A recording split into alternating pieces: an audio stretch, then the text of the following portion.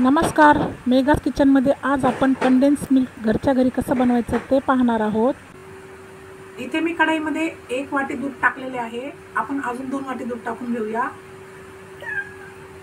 ही दुसरी वाटी,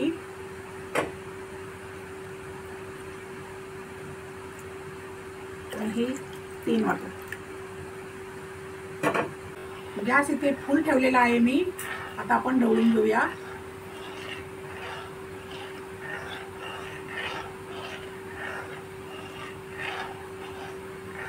सारखे ढवळत राहायचे आहे म्हणजे खाली तळाला दूध लागणार नाही। दूध उकळायला लागले आहे। आता सारखे ढवळत राहायचे आहे आपल्याला। 2-3 मिनिटे छान उकळून द्यायचं दूध।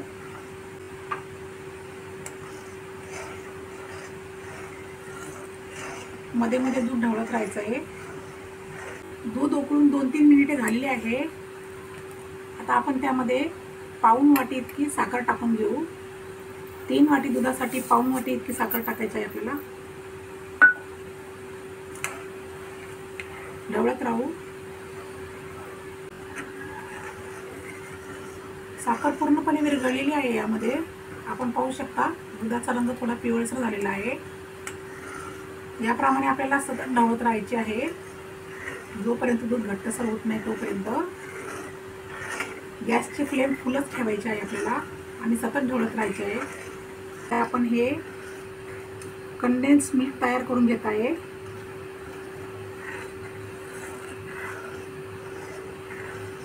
त्यासाठी हे आपल्याला अजून घट्टसर करून घ्यायचे आहे। 9-10 मिनिटे झालेली आहे। आपण बघू शकता आता थोडे आपले दूध घट्टसर व्हायला लागले आहे। अजून आपल्याला 5 ते 6 मिनिटे ढवळून घ्यायचे आहे म्हणजे कंडेन्स मिल्क तयार होईल। हळूहळू दुधाचा रंग बदलू लागला आहे। आपण बघू शकता पिवळसर दिसू लागले आहे दूध। माझ्याकडे लोखंडी कढई होती म्हणून मी लोखंडी कढई इथे वापरलेली आहे। आपण ॲल्युमिनियमच्या कढईमध्ये देखील याप्रमाणे कंडेन्स मिल्क बनवू शकता। आणि कढईला ही जी साय जमा होते ही आपल्याला मध्ये मध्ये काढत राहायची आहे। अजून 5-6 मिनिटे ढवळून घेऊया। 5 ते 6 मिनिटे झालेली आहे।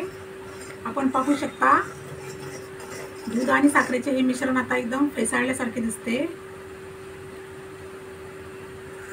आता मी गॅस कमी करते। आपण बघूया कंडेन्स मिल्क आपले तयार झालेले आहे।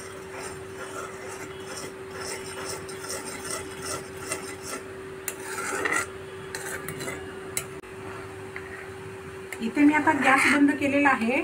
आपण पाहू शकता आपले कंडेन्स मिल्क तयार झालेले आहे। हे मी तुम्हाला दाखवते। याप्रमाणे थेंब थेंब पडल्यास आपले कंडेन्स मिल्क तयार आहे। गरम असल्यामुळे ते पातळसर वाटते पण थंड झाल्यानंतर ते घट्ट होणार आहे।